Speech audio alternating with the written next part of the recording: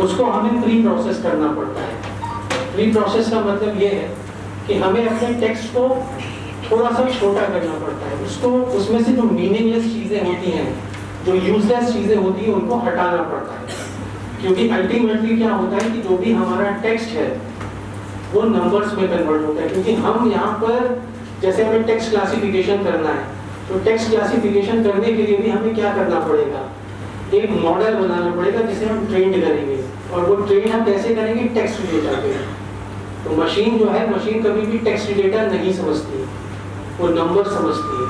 तो जैसा कि सर ने आपको बताया कि हम लोग काउंट वेक्टराइजर जैसी चीज़ों को यूज़ करते हैं और हम अपने टेक्स्ट डेटा को, जो हमारा टेक्स्ट डेटा है, उसको हम नंबर में कन्वर्ट करते हैं और फिर उस डेटा से हम अपने मशीन लर्निंग की जो एल्गोरिथम है उसको ट्रेनिंग देते हैं। तो जब हम ऐसा करते हैं तो तब हमारा जो डेटा है वो उस फॉर्मेट में आता है जिससे कि मशीन उसको अच्छे से समझ सकता है। तो जैसे सर ने बताया आपको NLTK के बारे में, तो NLTK भी जो लाइब्रेरी है उसमें भी जो है spaCy is a open source Python library designed specifically for NLP task such as part of speech tagging, named entity recognition, dependency parsing and more। तो स्पेसी भी क्या है, सबसे पहले तो ये समझिए कि स्पेसी भी एक पाइथन की लाइब्रेरी है, जैसे NLTK है वैसी हमारी स्पेसी भी एक लाइब्रेरी है। और इस लाइब्रेरी की मदद से हम बहुत सारे टास्क, जो नेचुरल लैंग्वेज प्रोसेसिंग से रिलेटेड जो भी टास्क हैं वो इसमें हम बहुत अच्छे से कर सकते हैं। जैसे वर्ड टोकनाइजेशन है, सेंटेंस सेगमेंटेशन है, पार्ट ऑफ स्पीच टैगिंग है। पार्ट ऑफ स्पीच टैगिंग अभी हम बताएंगे क्या मतलब है, तो इसमें बहुत आसानी से कर सकते हैं। तो अभी मैं वो आपको दिखाऊंगा कि वो सारे काम हम यूजिंग स्पेसी कैसे कर पा रहे हैं। ये मैं थोड़ा सा उसको भी समझ लेते हैं। तो फीचर कंपैरिजन में जैसा आप यहाँ पर देख सकते हैं, यहाँ पर मैंने कुछ फीचर्स लिखे हैं स्पेसी और NLTK के बीच में, ताकि आपको इसके बीच में जो सिमिलैरिटी है या डिफरेंस है समझ में आए। तो दोनों क्या है, पाइथन की ही API है, इजी इंस्टॉलेशन है। अगर आप जैसे NLTK को बहुत आसानी से डाउनलोड कर सकते हैं, इंस्टॉल कर सकते हैं, वैसे स्पेसी भी है, आप आराम से इसको बहुत ही आसानी से इसको इंस्टॉल कर सकते हैं। टोकनाइजेशन इसमें भी होता है, वर्ड टोकनाइजेशन आप कर लीजिए, सेंटेंस सेगमेंटेशन कर लीजिए। एक हमारा बहुत बड़ा टेक्स्ट है, टेक्स्ट को हम चाहते हैं इंडिविजुअल सेंटेंसेस में ब्रेक करना, तो वो सारा काम हम इसमें बहुत आसानी से कर सकते हैं। Part of speech tagging, post tagging भी इसे बोलते हैं। इसका मतलब है कि जो हमारा सेंटेंस है उस सेंटेंस में कौन सा वर्ड नाउन है, कौन प्रोनाउन है, कौन सा वर्ब है, एडजेक्टिव क्या है, तो ये सारा काम इसमें बहुत आसानी से हो सकता है। डिपेंडेंसी पार्सिंग, कि कौन सा वर्ड किस पे डिपेंड है, क्या रिलेशन है, तो ये सब चीजें इसमें बहुत आसानी से होती हैं। एंटिटी रिकॉग्निशन, अगर हमारे पास कोई टेक्स्ट है तो उसमें क्या नेम है, क्या जगह को आइडेंटिफाई उसमें करता है कि कौन सी चीज कोई प्लेस है, क्या उसमें नंबर है, तो ये सारा काम जो होता है इसमें हम बहुत आसानी के साथ कर सकते हैं स्पेसी में। तो इसमें से बहुत सारे काम ऐसे हैं जो NLTK में भी होता है, लेकिन उसमें क्या है कि NLTK में हमारा काम थोड़ा सा लेंथी होता है। और एक चीज हमेशा याद रखिएगा, जैसे हम लोग पाइथन यूज करते हैं, तो पाइथन हम लोग क्यों यूज करते हैं, जैसे सर ने बताया कि पाइथन में एक सबसे इंपॉर्टेंट चीज होती है कि हम कोई चीज बना रहे हैं तो उसमें नंबर ऑफ लाइंस बहुत कम होनी चाहिए। अगर हमारी नंबर ऑफ लाइंस कम होगी तो कॉम्प्लेक्सिटी कम होगी। अगर हम कोई भी चीज बना रहे हैं तो उसमें एक सबसे इंपॉर्टेंट पॉइंट ये होता है कि उसमें नंबर ऑफ लाइंस कम होनी चाहिए। ऐसा नहीं होना चाहिए कि हमने कोई चीज बना दी, जैसे जावा की अगर हम बात करें तो जावा प्रोग्रामिंग लैंग्वेज में सबसे बड़ा ड्रॉबैक ये है कि अगर आप कुछ भी बनाओगे तो उसमें कॉम्प्लेक्सिटी बहुत आती है, क्योंकि उसमें कोडिंग बहुत ज्यादा करनी पड़ती है। तो अगर हम स्पेसिफिक इस लाइब्रेरी की बात करें तो इसका एक सबसे बड़ा एडवांटेज ये है कि इसमें हम बहुत कम लाइंस में अपना काम कर सकते हैं। तो ये कोड अभी हम आपको दिखाएंगे कि इसमें कैसे ये सारी चीजें होती हैं। तो NLTK first release in 2001, on the other hand spaCy release in 2015। तो एक चीज याद रखिएगा कि जो चीज पहले आई है और जो चीज बाद में आई है वो हमेशा पहले वाले से बेटर होगी। क्योंकि उसको जब बनाया गया होगा तो उसमें कुछ इस तरह से फीचर्स ऐड किए गए होंगे जो पहले वाले जो है जिसका यूज हो रहा है उससे बेटर होंगे। तो एनएलटीके हमारी एक पुरानी एक लाइब्रेरी है जिसको जो आई थी 2001 में, और अगर हम स्पेसी की बात करें तो ये आई है 2015 में। It is optimised for real world application and can handle large volume of text quickly and accurately. SpaCy की अगर हम बात करें तो लार्ज वॉल्यूम ऑफ टेक्स्ट को ये बहुत अच्छे से हैंडल कर सकता है, उसको प्रोसेस कर सकता है, एक्यूरेट रिजल्ट देगा, बेटर रिजल्ट देगा और जल्दी देगा। स्पेसी फास्ट होता है एनएलटीके के कंपैरिजन में। अगर हम एनएलटीके को यूज करके कोई काम कर रहे हैं, नेचुरल लैंग्वेज प्रोसेसिंग से का कोई भी टास्क परफॉर्म कर रहे हैं, तो उसके कंपैरिजन में स्पेसी ज्यादा बेहतर काम करेगा और जल्दी काम करेगा। तो ये हमारा क्विक है और हमें ज्यादा बेहतर रिजल्ट देता है। Some of the key features of SPACY includes tokenization। तो यार SPACY में हम ये सारे काम कर सकते हैं, टोकनाइजेशन कर सकते हैं, part of speech tagging, name entity recognition, dependency parsing. इसके अलावा अगर हम बात करें तो SPACY एक काम और बहुत अच्छे से करता है, SPACY offer support for word vectors. तो वर्ड वेक्टर्स का क्या मतलब है? तो वर्ड वेक्टर्स को हम बोलते हैं वर्ड एम्बेडिंग्स भी बोलते हैं। तो वर्ड वेक्टर क्या होता है? SPACY offer support for word vector which are mathematical representation of word that can be used to measure semantic similarity and perform other advanced NLP tasks। तो वर्ड वेक्टराइजेशन का मतलब ये होता है कि मान लीजिए मेरे पास कोई सेंटेंस है, तो इसमें क्या होता है कि हर सेंटेंस एक वेक्टर में कन्वर्ट हो जाता है। तो वेक्टर में जैसे कन्वर्ट होता है तो उसके पीछे क्या होता है कि कुछ प्रॉपर्टीज होती हैं, उस प्रॉपर्टीज के बेसिस पे हर वर्ड को कुछ नंबर्स मिलते हैं, तो एक वेक्टर बनता है। उस वेक्टर के बेसिस पर ये चीज आइडेंटिफाई होती है कि क्या दो वर्ड्स आपस में सिमिलर है या सिमिलैरिटी है तो कितनी है।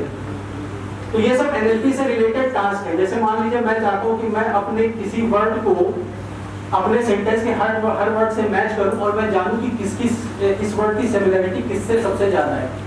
तो अगर हम कैट की बात करें तो कैट का जो वेक्टर होगा वो टाइगर के वेक्टर से काफी हद तक सिमिलर होगा।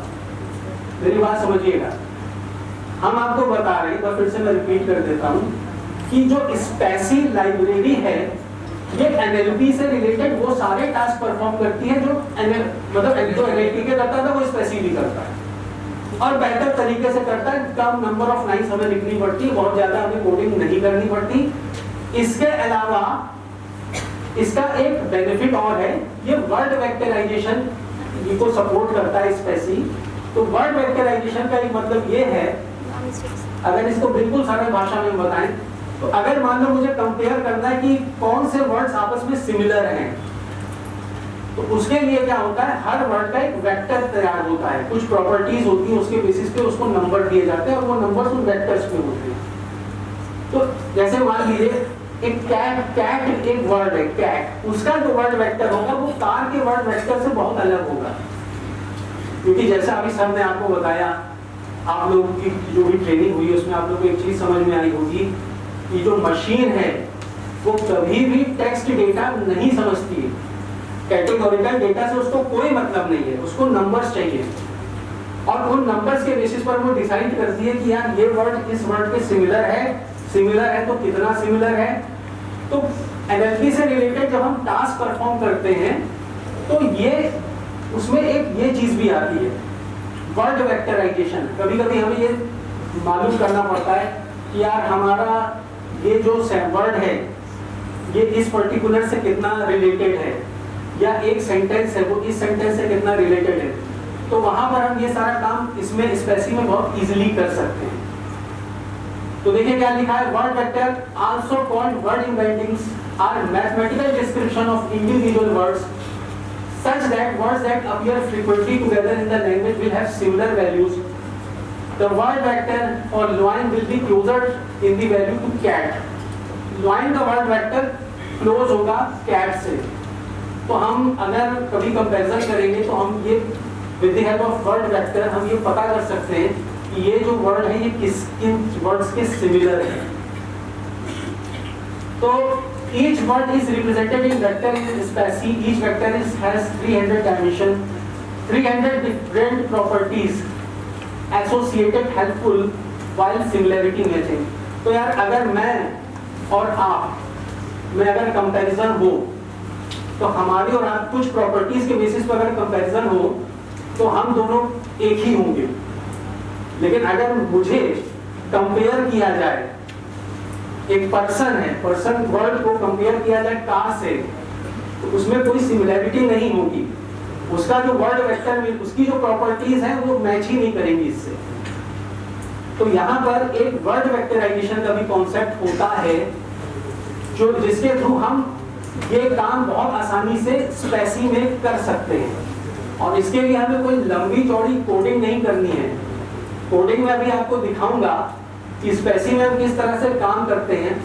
तो सारे के सारे काम इसमें बहुत इजीली होते हैं, कुछ भी हमें अलग से करने की जरूरत नहीं है। ठीक है, 2-4 स्टेप्स हैं, उन्हीं को हमें फॉलो करना पड़ता है, और एनएलपी से रिलेटेड जो भी टास्क है वो सारे बहुत इजीली हो जाते हैं। अब यहाँ पे इंस्टॉलेशन बताया, तो इंस्टॉलेशन के लिए एक चीज समझिएगा कि हमें 2 चीजों की जरूरत पड़ती है। अगर कभी भी आप स्पेसी को यूज करना चाहते हैं तो सबसे पहले तो आपको स्पेसी लाइब्रेरी को इंस्टॉल करना पड़ेगा यूजिंग पिप कमांड। तो पिप कमांड से आप स्पेसी को आप इंस्टॉल कर सकते हो। इसके बाद यहाँ पर जो मैंने ये लाइन लिखी है, बेसिकली यहाँ पर मैं एक मॉडल को इंपोर्ट कर रहा हूँ, इंस्टॉल कर रहा हूँ। तो ये एक मॉडल है, या इसको हम प्री ट्रेन्ड पाइपलाइन भी कहते हैं। तो इसका क्या मतलब है वो अभी मैं आपको समझा रहा हूँ। तो सबसे पहला काम हमने क्या किया, हमने स्पेसी को इंस्टॉल किया। उसके बाद मैं इस मॉडल को अपने सिस्टम में डाउनलोड करूंगा। तो यहाँ पर EN का मतलब होता है इंग्लिश, कोर का मतलब होता है general purpose model with tagging, parsing, lemmatisation and name entity recognition. मतलब अगर मैं इस मॉडल को यूज कर रहा हूँ, अगर मैं इस मॉडल को यूज कर रहा हूँ तो मैं बड़ी आसानी से ये सारे टास्क परफॉर्म कर सकता हूँ। जैसे टैगिंग है, parsing, lemmatisation, name entity recognition, इस तरह के कुछ टास्क हैं वो मैं बड़ी आसानी से कर सकता हूँ। तो अब यहाँ पे और भी होते हैं SNMD, तो इसके बारे में भी बात करने की जरूरत नहीं है। बेसिकली आप ये समझ लो कि मुझे ये मॉडल इंपोर्ट करना पड़ेगा। सबसे पहले तो हम डाउनलोड करेंगे, और एक बार जब ये डाउनलोड हो जाएगा तो फिर हम इसको यूज करेंगे। तो कैसे यूज करेंगे वो अभी हम जब प्रोग्राम करेंगे तो उसमें समझाएंगे। अब आप यहाँ पे देखिए, तो ये तो हमारा एक मॉडल था, और एक यहाँ पर छोटा सा मेन पॉइंट्स में बस बता देता हूँ। Concern is efficiency and speed, spaCy is likely to be a better option. मतलब यहाँ पर एक क्वेश्चन आता है कि यार अगर स्पेसी और एनएलटीके है तो हमें किसको यूज करना चाहिए, ये भी एक क्वेश्चन है ना भाई। हर आदमी आपसे ये क्वेश्चन पूछ सकता है कि यार आप एनएलटीके भी है, स्पेसी भी है, अगर हम एनएलपी की और भी चीजें देखना चाहेंगे आप इंडेक्स पे जरा सर्च करिएगा तो बहुत सारी आपको लाइब्रेरीज मिलेंगी। तो थोड़ा बहुत डिफरेंसेस होते हैं कि तो हमको थोड़ा सा मालूम होना चाहिए। अगर हम स्पेसी की बात कर रहे हैं और एनएलटीके की हमने बात की तो हमें किसको यूज करना चाहिए। तो यहाँ पर एक चीज इन्होंने बताई है, कुछ पॉइंट्स हैं वो मैं बता देता हूँ कि अगर मुझे एफिशिएंसी और स्पीड चाहिए, ठीक है, तो वहाँ पर हम स्पेसी को यूज कर सकते हैं, क्योंकि स्पीड के मामले में स्पेसी ज्यादा जल्दी और बेहतर काम करता है। Another factor to consider when choosing NLTK and SPECI is the ease of use and learning curve associated with each library. अगर हम SPECI को यूज करेंगे तो SPECI कहीं ना कहीं इजी है, इजी टू अंडरस्टैंड है, इजी टू यूज है। लेकिन अगर हम NLTK यूज करेंगे तो वो उतना आसान नहीं है अगर हम SPECI से उसका कंपैरिजन करें। तो अभी हम जब प्रोग्राम देखेंगे तो वो चीज आपको समझ में आएगी। NLTK has around for longer time and has a longer community of users। तो भाई सीधी सी बात है, अब NLTK का क्या फायदा है? NLTK का ये फायदा है कि NLTK बहुत पुराना है, 2001 में आया है। तो पुराने होने से क्या फायदा है? पुराने होने से फायदा ये है, एडवांटेज ये है कि जो भी चीज पुरानी होती है उसके यूजर्स बहुत होते हैं, और अगर यूजर्स बहुत ज्यादा होंगे तो वेब पे उसकी इंफॉर्मेशन भी बहुत ज़्यादा होगी। अगर आप NLTK का यूज़ करके कहीं कोई प्रोजेक्ट बना रहे हैं, सपोज उस प्रोजेक्ट में कहीं आपको प्रॉब्लम आ गई या आपको NLTK से रिलेटेड कुछ पढ़ाई करनी है कि मुझे ये काम करना है, सपोज गूगल पे आपने कहा कि मुझे ये वर्ड टोकनाइजेशन करना है यूजिंग NLTK, या मुझे पोस्ट टैगिंग करनी है यूजिंग NLTK, तो वहां पर आपको बहुत सारी चीजें मिल जाएंगी, बहुत ज्यादा आपको कंटेंट मिल जाएगा। अगर आप कोई प्रोजेक्ट बना रहे हैं उसमें कहीं एरर आ गई या कुछ प्रॉब्लम आ गई तो उससे रिलेटेड आपको हेल्प मिल जाएगी। तो ये एक फायदा रहता है अगर कोई भी चीज बहुत समय से यूज हो रही है। तो NLTK के बारे में इन्होंने यही बोला है कि NLTK has been around for longer time, इस वजह से has a longer community of users, इसके बहुत ज्यादा यूजर्स हैं, which means that there are more resources available, बहुत ज्यादा रिसोर्सेज इसके अवेलेबल होंगे लर्निंग के लिए, अगर आपको लर्न करना है, पढ़ना है, समझना है। एंड ट्रबल शूटिंग मींस अगर आप NLTK का यूज करके कोई प्रोजेक्ट बना रहे हैं और उसमें एरर आ रही है और आपको चाहिए कि यार उसमें आपको हेल्प मिल जाए, तो वो आपको इसमें बहुत आसानी से मिल जाएगा। तो NLTK has more complex and harder to learn for beginners.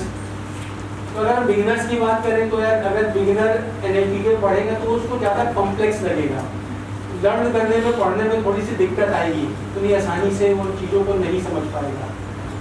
Spacey on the other hand has a more streamlined and user-friendly interface, which makes it easier to get started with NLP tasks.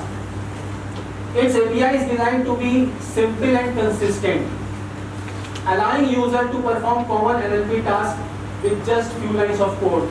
तो Spacey अगर हम use करते हैं तो दो फायदे हैं, easy to understand है, अगर आप किसी को भी स्पेसी बताओगे तो वो थोड़ा सा जल्दी समझ जाएगा और जल्दी काम करने लगेगा। दूसरा, अगर हम स्पेसी यूज कर रहे हैं NLP से रिलेटेड टास्क को परफॉर्म करने के लिए तो हमें नंबर ऑफ लाइंस कम लिखनी पड़ेगी, बहुत ज़्यादा नंबर ऑफ लाइंस लिखने की जरूरत नहीं पड़ेगी।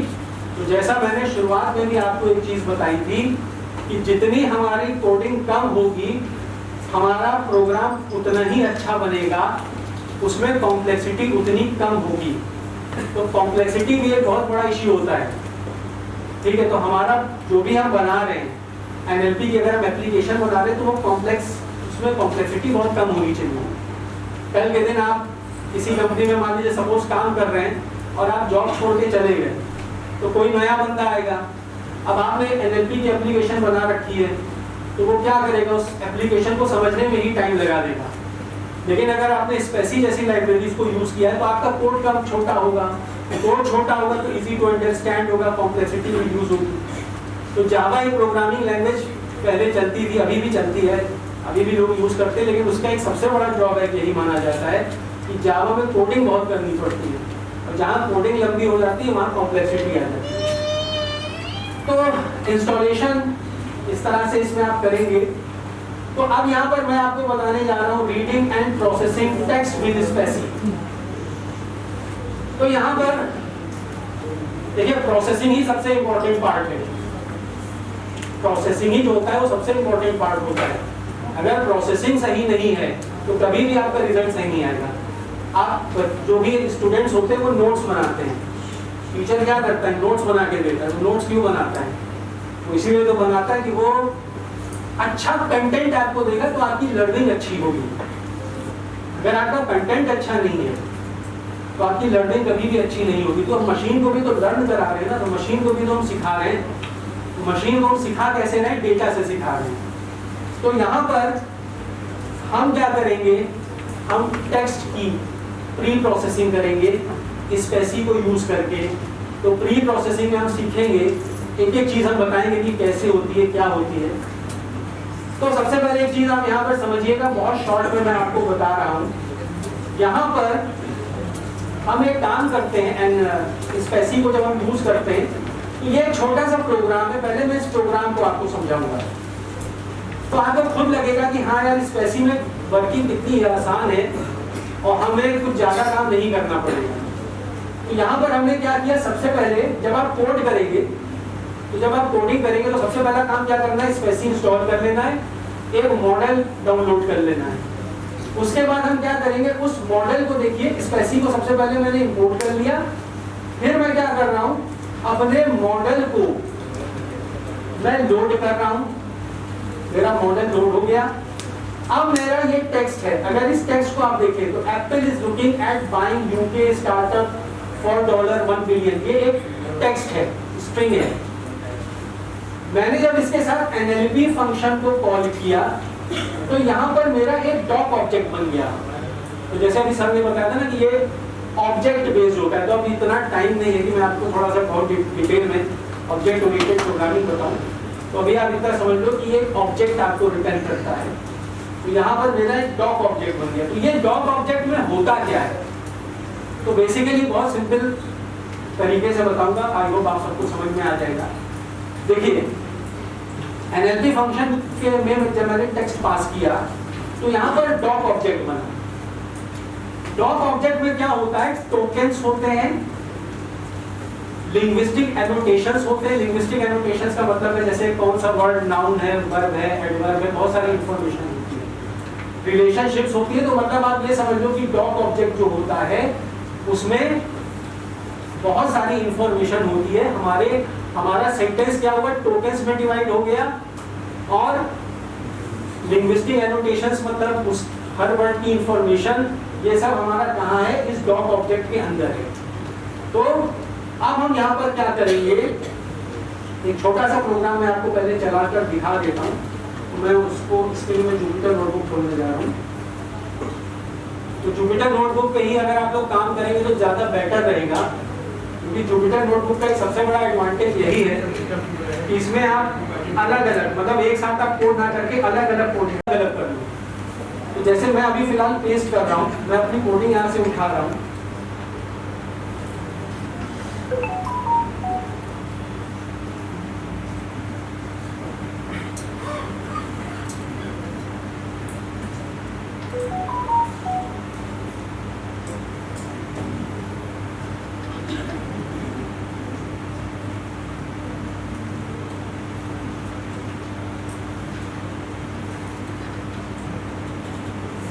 मैं एक काम करता हूँ, हमारा प्रोग्राम बना हुआ है, मैं यही सोच रहा हूँ। तो अगर आप इस प्रोग्राम को देखोगे, इस प्रोग्राम को पहले मैं रन कर देता हूँ जुपिटर नोटबुक पे।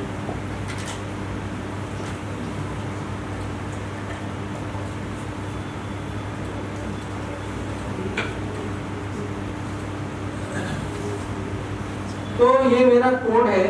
यहाँ पर मैंने क्या किया, स्पेसी को इंपोर्ट किया, मॉडल हम बता रहे हैं हमारा ये वाला मॉडल यूज होगा। फिर NLP फंक्शन के अंदर मैंने ये टेक्स्ट दे दिया। तो ये जो डॉक ऑब्जेक्ट बना, इसके अंदर बहुत सारा डेटा है, बहुत सारा डेटा है। तो हमारा टोकन्स के फॉर्म में ये टेक्स्ट है, मतलब वर्ड टोकनाइजेशन हो चुका है।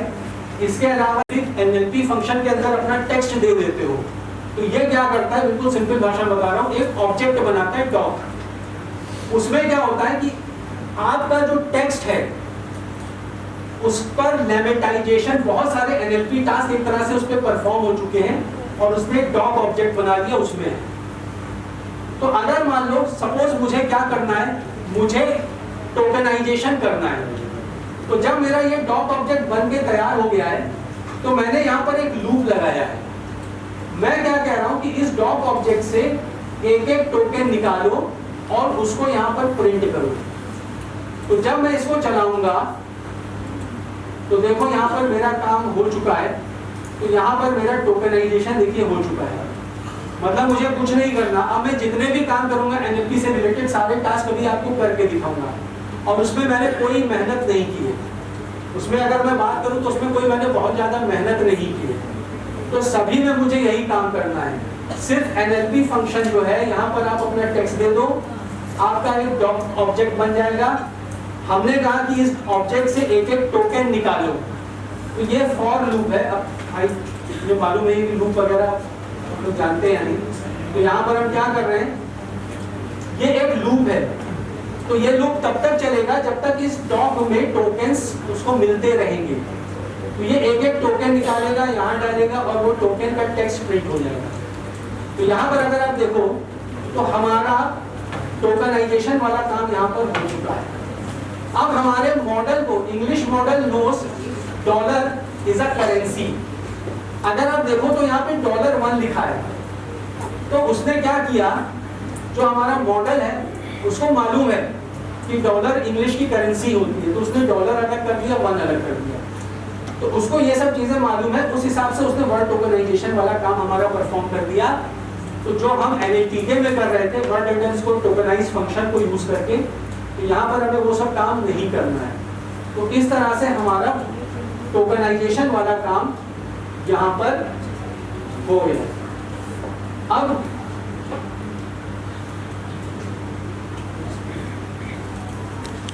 हम ये भी बता सकते हैं कि ये जो पर्टिकुलर टोकन है, ये सेंटेंस में इसकी इंडेक्स वैल्यू क्या थी।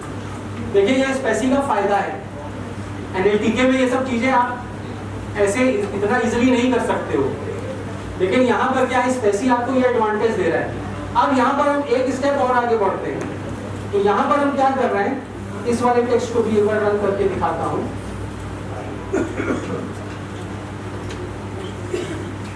अब अगर आप इस टेक्स्ट को देखोगे, इस कोड को आप देखिए, सारा काम वही मैंने किया, लेकिन जब मैंने डॉक से टोकन का ऑब्जेक्ट निकाला, तो जब उसके साथ मैंने टेक्स्ट प्रॉपर्टी को यूज किया तो उसने टोकन का टेक्स्ट प्रिंट किया, और जब मैंने IDX प्रॉपर्टी को यूज किया, एट्रिब्यूट को, तो ये क्या मुझे बताएगा, ये मुझे बताएगा इंडेक्स वैल्यू के साथ।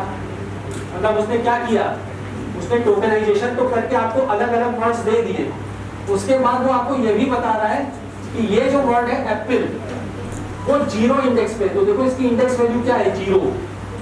और जो इज है, इसकी इंडेक्स वैल्यू क्या है, तो 0 1 2 3 4 5, ये 6 है। ये देखिए तो कितना इजी है, स्पेसी में काम आप कितना आसानी से कर सकते हो।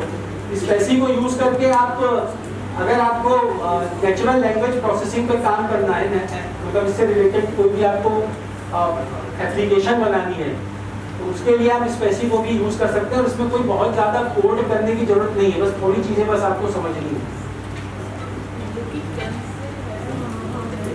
अब इसी में अगर मैं बात करूं,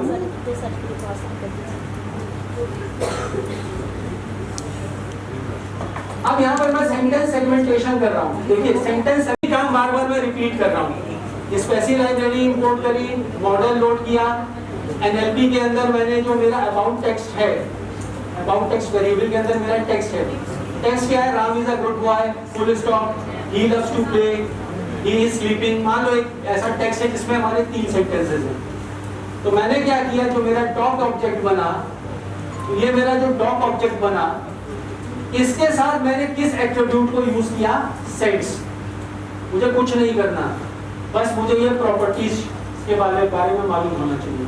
तो मैंने जब सेट्स को यूज किया, तो अगर आप इसको चलाओगे तो देखो उसने क्या किया, आपको अलग अलग सेंटेंसेस कर दिए। देखो Ram is a good boy, एक सेंटेंस है, कॉमा आ गया। He loves to play, full stop, मतलब देखो यहाँ पे भी कॉमा है। तो यहाँ पे उसने क्या किया, अब मैं यहाँ पे पूछ रहा हूँ, लेन फंक्शन होता है, लेन फंक्शन के अंदर अगर मैं कोई चीज पास करता हूँ तो बताता है कि इसके अंदर कितने एलिमेंट्स हैं। इसने क्या दिया, 3 दिया। तो यहाँ पर मैंने क्या काम किया, मैंने यहाँ पे कुछ नहीं किया, सिर्फ मैं मॉडल लोड कर रहा हूँ। NLP फंक्शन के अंदर मैंने टेक्स्ट को पास कर दिया, मेरा डॉक ऑब्जेक्ट बन गया। डॉक ऑब्जेक्ट जो होता है प्रोसेस्ड ऑब्जेक्ट होता है। प्रोसेस्ड का मतलब उसमें टोकनाइजेशन हो चुका है, लेमेटाइजेशन, बहुत सारे काम हो चुके हैं। मुझे क्या करना है, मुझे कुछ नहीं करना। एक बार मेरा ऑब्जेक्ट बन गया, देन फिर मैं एट्रिब्यूट उसका यूज करूंगा और वो पर्टिकुलर चीज मुझे मिल जाएगी। जब मैंने यहाँ पे सेंस किया, सेंस एट्रिब्यूट का यूज किया, तो उसने मुझे रिटर्न किया 3 सेंटेंसेस। सेंटेंस सेगमेंटेशन जो आपने NLTK में पढ़ा कि अगर एक टेक्स्ट है उसमें मुझे उसको सेंटेंसेस में ब्रेक करना है, तो कैसे करते हैं। तो कहने का मतलब ये है कि यार अगर आपको कोई टेक्स्ट मिलता है तो उस टेक्स्ट को आप पहले ब्रेक करते हो ना सेंटेंसेस में, फिर सेंटेंसेस को वर्ड्स में, फिर वर्ड को जो काम के वर्ड्स होते हैं वही रखते हैं, यूजलेस वर्ड हटाते हैं, फिर उसको हम कन्वर्ट करते हैं नंबर में। और जब इतना काम हो जाता है तब हम उसे देते हैं मशीन लर्निंग के एल्गोरिथम को, और फिर वो उस डेटा को समझ के हमारे लिए प्रेडिक्शन करता है कि भैया ये जो मेल आई है ये हैम है या स्पैम है। ठीक है, आपके बाद सेंटिमेंट एनालिसिस आप सबने सुना होगा, वो भी तो यही है। अब ट्विटर पे लोग लिखते हैं किसी के बारे में तो यार करोड़ों में लोग लिखते हैं, क्या आदमी कोई बैठेगा वहाँ पे ये जानने के लिए कि सही लिखा है या कितने लोग अच्छा बोल रहे हैं या कितना लोग बुरा बोल रहे हैं। तो सेंटीमेंट एनालिसिस में तो यही चीज होती है। सेंटीमेंट एनालिसिस में भी हम यही सब काम करते हैं, सेंटेंस सेगमेंटेशन, वर्ड टोकनाइजेशन। फिर हमने कहा स्टॉप वर्ड्स हटाओ, अच्छे वर्ड्स, काम के वर्ड्स रखो। तो यहाँ पर हम आपको जो चीज बता रहे हैं वो बता रहे हैं कि यूजिंग स्पेसी हम कैसे सेंटेंस सेगमेंटेशन कर पा रहे हैं, कैसे वर्ड टोकनाइजेशन कर पा रहे हैं। इसी तरह से अगर मैं अगली चीज आपको बताऊं,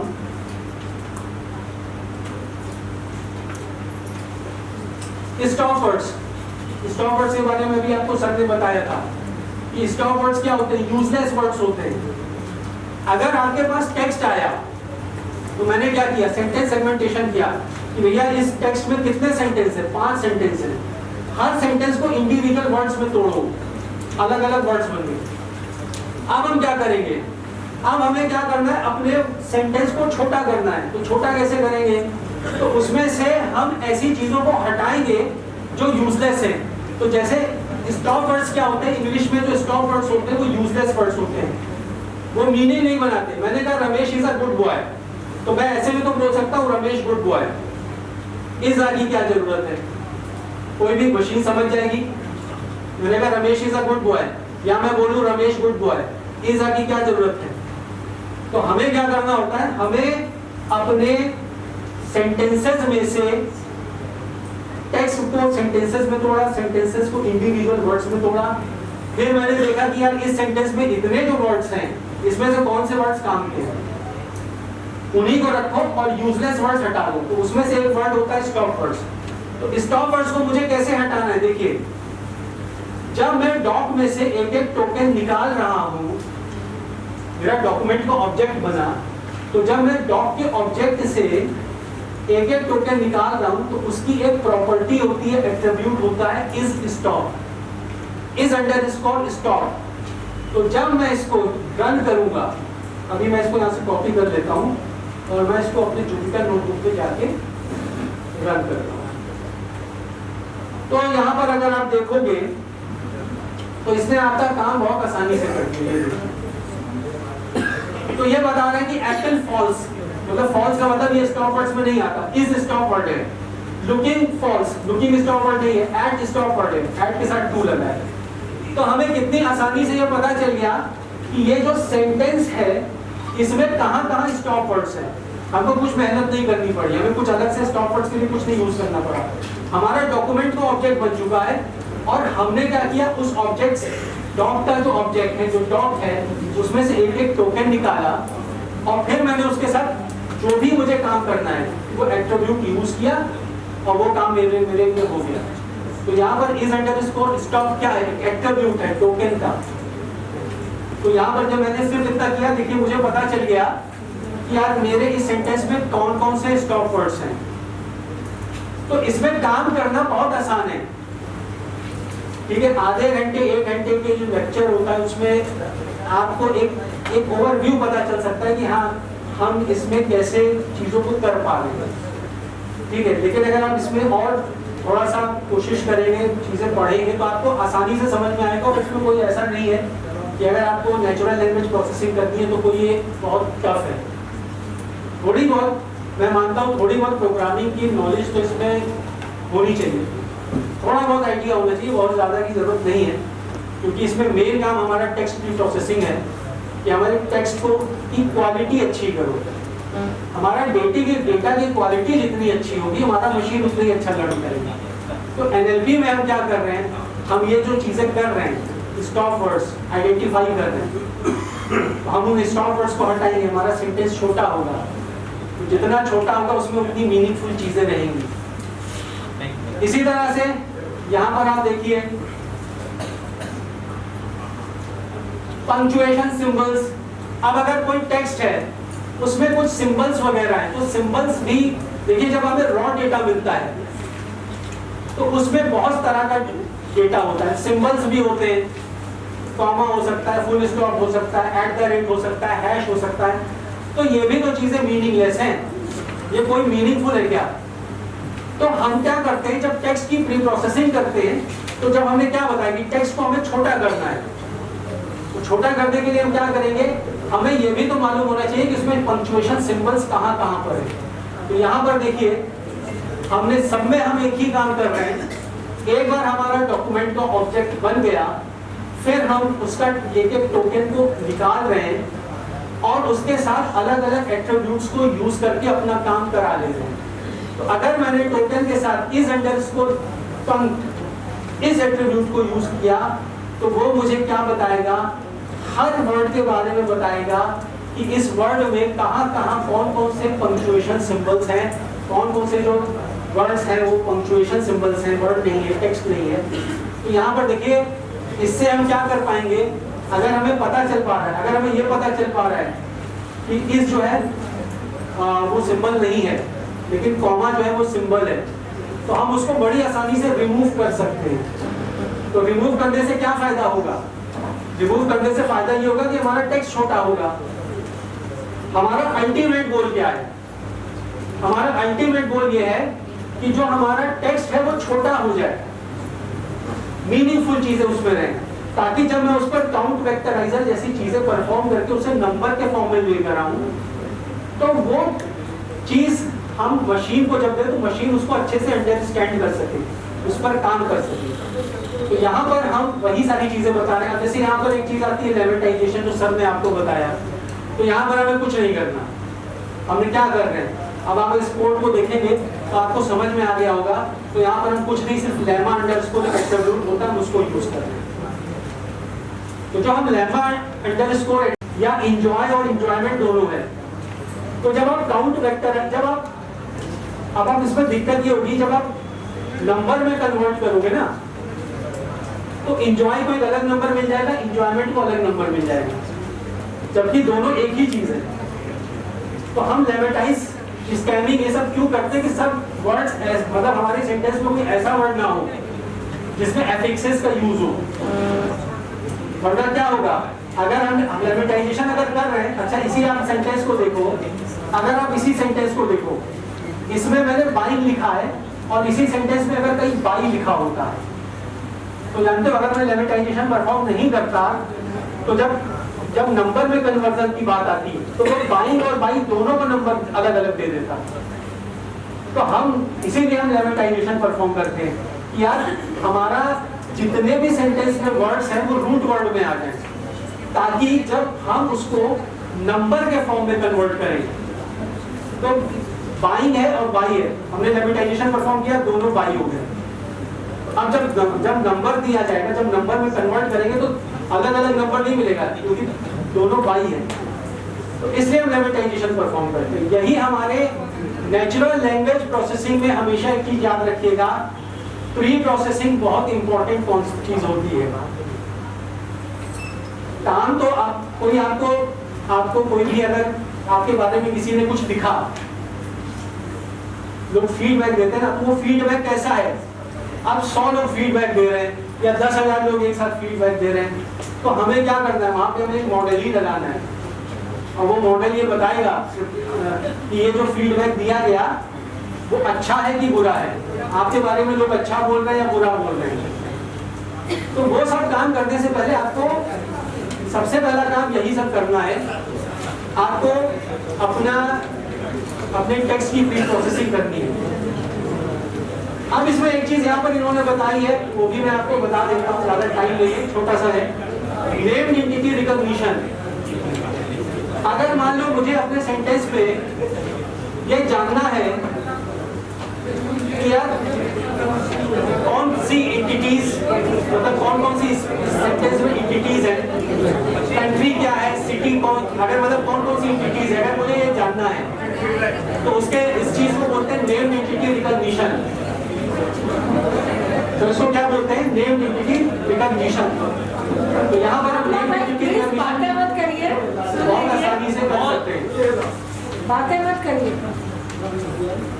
तो नेम एंटिटी रिकॉग्निशन जो है हम इसमें बड़ी आसानी से कर सकते हैं। तो यहाँ पर आप देखिए मेरा सेंटेंस क्या है, Apple is looking at buying UK startup for $1 billion। तो मैंने यहाँ पर क्या किया, मेरा ये जो डॉक ऑब्जेक्ट है इसके साथ मैंने ENTS एट्रीब्यूट को यूज किया। मैंने बताया था ना, जो डॉक ऑब्जेक्ट होता है उसमें बहुत सारा डेटा होता है, बहुत सारी चीजें होती हैं। तो जब मैंने ENTS में किया तो इसने जो इसमें एंटिटीज हैं वो इसने मुझे रिटर्न कर दिया। तो जो भी चीजें हैं उसने हमें एंटिटीज रिटर्न करी। तो यहाँ पर अगर आप देखोगे तो अगर मैंने यहाँ पे टेक्स्ट किया तो यहाँ पे मुझे बता रहा है कि यार ये जो मेरा सेंटेंस है इसमें एक एप्पल जो है वो क्या है, ऑर्गेनाइजेशन है। यूके क्या है, यूके मतलब GPE का मतलब होता है जियोपॉलिटिकल कंट्रीज, एंटिटीज जैसे कि कंट्रीज, सिटी, स्टेट। तो यहाँ पर आप देखो ये बता रहा है कि हमारे इस सेंटेंस में जो यूके है वो हमारा GPE है, जियोपॉलिटिकल एंटिटीज। $1 बिलियन ये क्या, ये मनी है, ठीक है। और ये बता रहा है कि यार इसकी इंडेक्स वैल्यू बता रहा है कि जो एप्पल है उसकी इंडेक्स वैल्यू 0 से लेकर 5 तक है। तो अगर आप ये देखो तो इसकी इंडेक्स वैल्यू 0 से लेकर 5 तक है। तो स्टार्ट इंडेक्स क्या है, 0, और एंड इंडेक्स इसका क्या है, 5। इसी तरह से जो यूके है उसका स्टार्ट इंडेक्स और एंड इंडेक्स क्या है, तो 27 से लेकर 31। तो देखो हमारा जो यूके है इसका इस सेंटेंस में जो इंडेक्स वैल्यू है, तो स्टार्ट इंडेक्स जो है वो हमारा 27 है, एंड इंडेक्स जो है वो 31 है। और ये किस कैटेगरी में आता है, तो ये GPE में आता है, यानी जियोपॉलिटिकल एंटिटीज। इसी तरह से इसमें पार्ट ऑफ स्पीच टैगिंग हम कर सकते हैं। तो पोस्ट टैगिंग क्या होता है, पोस्ट टैगिंग का मतलब होता है कि अगर हमारा कोई सेंटेंस है तो उसमें जो वर्ड्स हम यूज कर रहे हैं, कौन सा वर्ड हमारा नाउन है, कौन सा प्रोनाउन है, ठीक है। तो ये देखिए मैंने क्या किया, ये मेरा एक टेक्स्ट है और मैंने इस टेक्स्ट को इस NLP फंक्शन को दिया, मेरा एक डॉक ऑब्जेक्ट बना। मैंने यहाँ पर एक एट्रीब्यूट यूज किया .pose_। तो ये क्या कर रहा है, डॉक ऑब्जेक्ट से एक टोकन यहाँ पर हमें दे रहा है, और जब मैं उसके साथ pose_ प्रॉपर्टी को यूज कर रहा हूँ तो ये क्या कर रहा है, ये मुझे पार्ट ऑफ स्पीच दे रहा है। आप देखो तो ये बाई का मतलब कुछ प्रोनाउन है, नेम क्या है, ये नाउन है, इज ऑक्सिलरी, ये इसका मतलब है शॉर्ट है, मतलब प्रॉपर नाउन, ठीक है। डॉट क्या है, ये पंक्चुएशन मार्क है। तो ये इस तरह से यहाँ पर हम पार्ट ऑफ स्पीच टैगिंग कर पाएंगे। तो कहने का मतलब ये है कि आप देखिए अगर मैं स्पेसी को यूज कर रहा हूँ तो ये सारे टास्क इसमें, ये सब NLP से रिलेटेड टास्क है। नेचुरल लैंग्वेज जब हम प्रोसेसिंग करते हैं तो ये उससे रिलेटेड ये सारे टास्क हैं जो हमें करने पड़ते हैं। मतलब ऐसा नहीं है कि मेरे पास कुछ डेटा आया तो वो डेटा मैंने उठा के सीधे मशीन लर्निंग के मॉडल को दे दिया, ऐसा नहीं करते। हम उसको पहले उस फॉर्मेट में लाते हैं जो सुटेबल होता है मशीन लर्निंग एल्गोरिथम के लिए, ताकि वो उसको लर्न कर सके। तो उसमें हम अगर स्पेसी को यूज कर रहे हैं, NLTK को यूज कर रहे हैं, तो जैसी हमें जरूरत है वैसा हम काम करेंगे। तो आई होप यहाँ पर आपको चीजें समझ में आई होगी। केवल मैंने थोड़ा सा ओवरव्यू किस तरह से उसका यूज होता है, किस तरह से उसको यूज किया जाता है। तो आई होप आप लोगों को समझ में आया होगा। तो अगर किसी को कुछ डाउट है तो वो पूछ सकता है। उसमें इसको यूज करिएगा, एक बार करेंगे तो आपको समझ में आएगा। इसके लिए लेकिन यूज थोड़ा सा करना पड़ेगा। तो ये एक ओवरव्यू था जिसमें आपको चीजों की जानकारी हुई।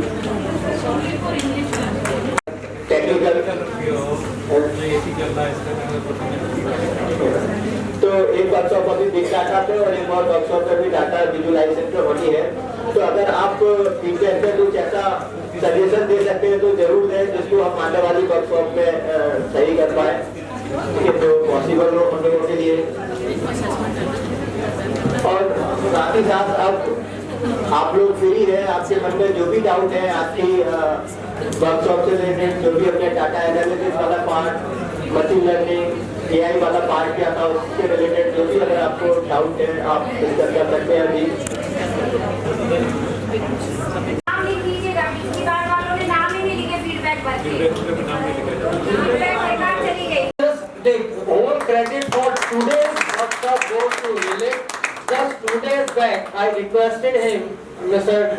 Ghanshyam ji, that we are organizing this workshop on this topic, though we were not aware about even the full form of the abbreviation NLTC, and especially we were not aware about the full form of the topic that we are organizing workshop on, but they have readily accepted, and on his own shoulders, single-handedly, he has managed today's workshop. So special thanks to Ghanshyam ji of Delhi.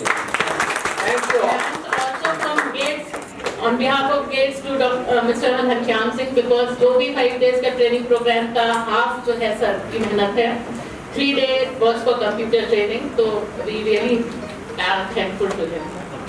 I hope the word AI and ML is no more stranger for everyone of us. Yes, of course.